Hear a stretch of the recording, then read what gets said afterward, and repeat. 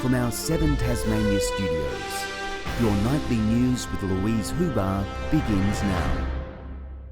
Turning to the rest of the day's news now, and Tasmania's businesses are increasingly concerned about rising costs, according to a new survey. The alarm raised as a grant program is expanded, giving more locals a leg up to innovate and grow.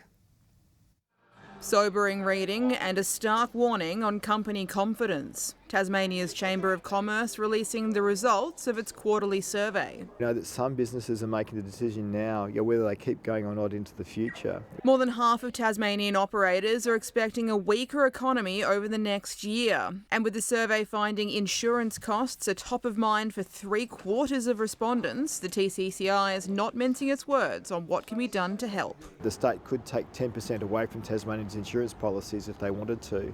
But despite rising costs, the government isn't looking to remove the tax. State revenues are an important source of funding for government programs in health and education and public safety.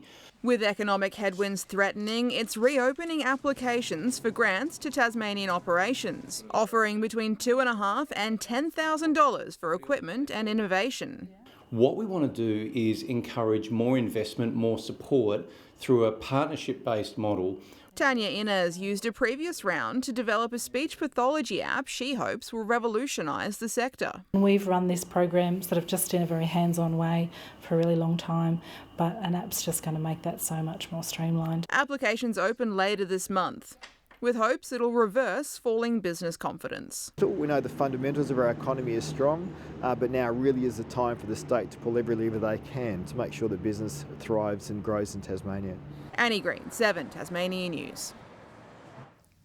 State Labor is calling on the government to come clean on its planned education cuts. New figures obtained by the opposition under right to information laws show the Liberals could slash some bullying, wellbeing and engagement programs.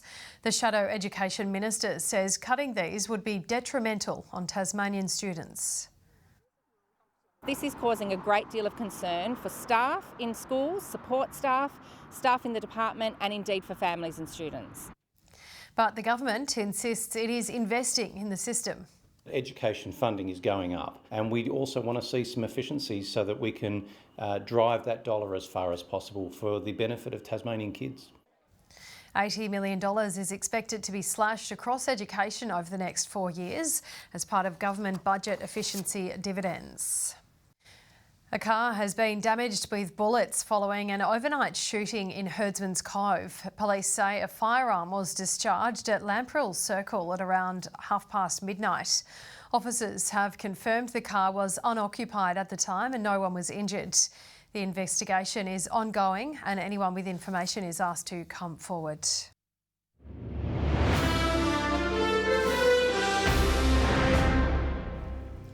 Thousands of babies are born premature or sick in Australia each year, and for the parents it's often a traumatic and stressful journey.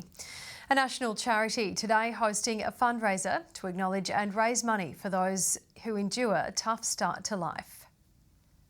Weighing in at a tiny 1.6 kilos, little Albert was born almost 10 weeks early due to complications during pregnancy. In hospital for 6 weeks, for mum Annabelle, it meant leaving her baby in someone else's care. There'd be days that I would cry all the way home just because it is unnatural not taking your baby home with you. Albert is one of the 48,000 babies born premature or sick in Australia each year.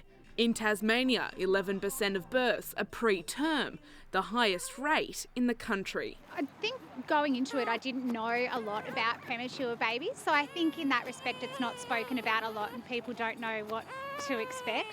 Charity Life's Little Treasures today hosting its annual Walk for Prems event, including outdoor activities and a 4-kilometre walk. All raising money to help support the families of premature little ones and to pay a special tribute to the babies that didn't survive.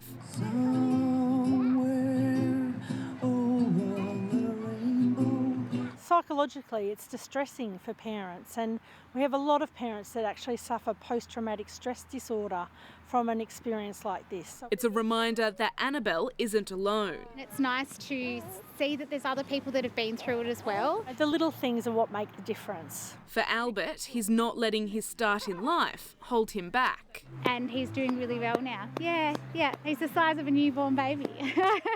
Lily Thompson, 7 Tasmania News. Tasmania's cream of the crop alpacas have put their best hoof forward today as judging continued for the Royal Hobart Show. Experts cast their eyes over 90 alpacas, judging their form, fitness and fleece. Prancing about with their heads held high, each alpaca here unapologetically proud. We have our junior Wakaya alpacas today. These are some of Tasmania's finest, the best of the best. So these are alpacas that are between 6 and 12 months of age. The Australian Alpaca Association putting them through their paces this weekend ahead of the Royal Hobart Show. And for some, it's their first time off the farm. So they might be a little bit nervous, they don't necessarily walk well, they're away from their mates. Judging their form, fitness and fleece to determine champion and supreme champion.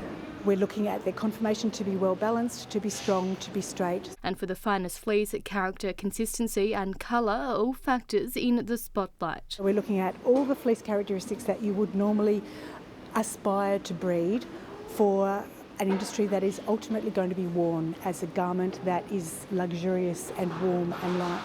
And it's just not what's on the outside that's been looked at. They're also getting their pearly whites out. You'll see the exhibitors having to show the alpaca's teeth, and that's for overshot or undershot bite, which is an undesirable trait. Judges head over hooves for this year's herd. I'm absolutely delighted with the quality of the animals that are here. Rebecca Gaidaneris at 7 Tasmanian News.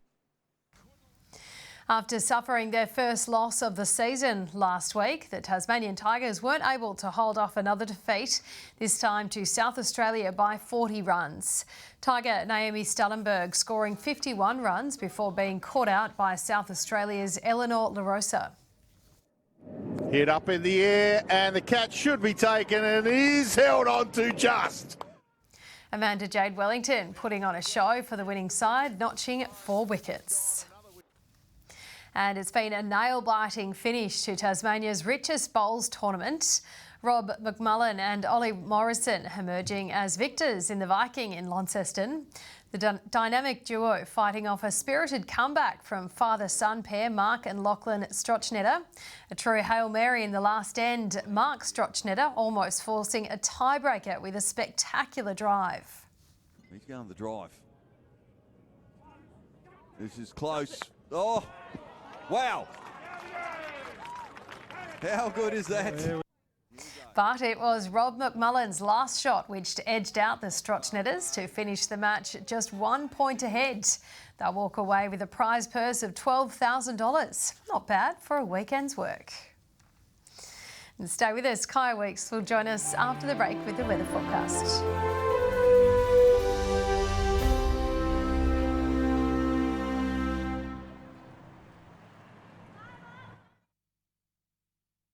Good evening. 19 in Hobart today, Launceston 18, Devonport 17 and 16 Fort Burnie. Friendly Beaches 19, 18 at St Helens, Grove and Bushy Park 17, 16 for Smithton, the Islands 15, 14 recorded at Lowhead and Strawn, Lyowini just making double digits today. Cloudy conditions were experienced across the majority of the state, extending brief showers statewide. A frontal cloud band moved to the east of Tasmania with another building rapidly to the south of the Bight. Tomorrow, a cold front will cross Tasmania and Victoria as a low moves well to the south of the state. West to northwesterly winds increasing up to 35 knots about southern, western and northern waters. West to southwesterly swells at 4.5 metres.